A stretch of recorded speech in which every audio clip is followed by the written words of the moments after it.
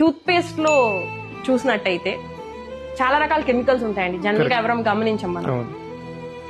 Tooth paste లో ఒక titanium oxide అని ఒక కెమికల్ ఉంటుందండి. ఇప్పుడు 2012 లో కూడా దాని మీద study that can cause ADHD. మనం 2 years నుంచే వాళ్ళకి పళ్ళు తోగుతూనే ఉంటామండి విత్ టూత్ పేస్ట్. కానీ ఎప్పుడైనా అసలు ఈ టూత్ పేస్ట్ లో ఏముంటాయని ఎప్పుడైనా గమనించామండి?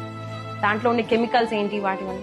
ఎందుకంటే చాలా రకాలైన కెమికల్స్, ట్రైసోక్లాన్ అని, సోడియం లారల్ సల్ఫేట్, ఏదైతే దానికి నురగొస్తుందో దీని వల్ల మనకి ఎండోక్రైన్ అనేది డైరెక్ట్ గా ఎఫెక్ట్ అవుతుంది. థైరాయిడ్ డిస్రప్టర్ అండి. ట్రైసోక్లాన్ అని మీరు కనుక చూసినట్టయితే it is a thyroid disruptor. ఎందుకు ఇన్ని థైరాయిడ్ వస్తున్నాయి అంటే వీ హ్యావ్ రీజన్స్ అండి. సో ఇలాంటి ఎన్విరాన్మెంటల్ ఎఫెక్ట్స్ కనుక మనం కనుక తెలుసుకుని వాటి నుంచి వాళ్ళని తక్కువ స్టార్ట్ అయిపోతుంది. ఫస్ట్ పనిలోనే మనం వాడేదే బ్రష్, ఫుల్ గా కెమికల్స్ తో ఉండే ఇది వాడుతున్నామండి. అంటే ఎంత కెమికల్ కి దూరంగా ఉంటే అంత ఆరోగ్యకరంగా ఉండొచ్చు. మనకి డీటాక్సింగ్ కెపాసిటీ అయినా ఉండాలండి. కానీ ఎంత డీటాక్సింగ్ కెపాసిటీ ఉన్నా రోజు మనం అదే కెమికల్ ని వేస్తూ ఉంటే మాత్రం అది కూడా ఫెయిల్ అవుతుంది. సో మనం వాడేది నేను చెప్పే ఒకటే ఇన్స్ట్రక్షన్, రీడ్ ద లేబుల్స్.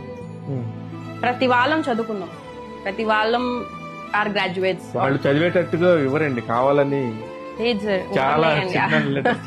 మనం అలవాటు పడలేదు అంతే.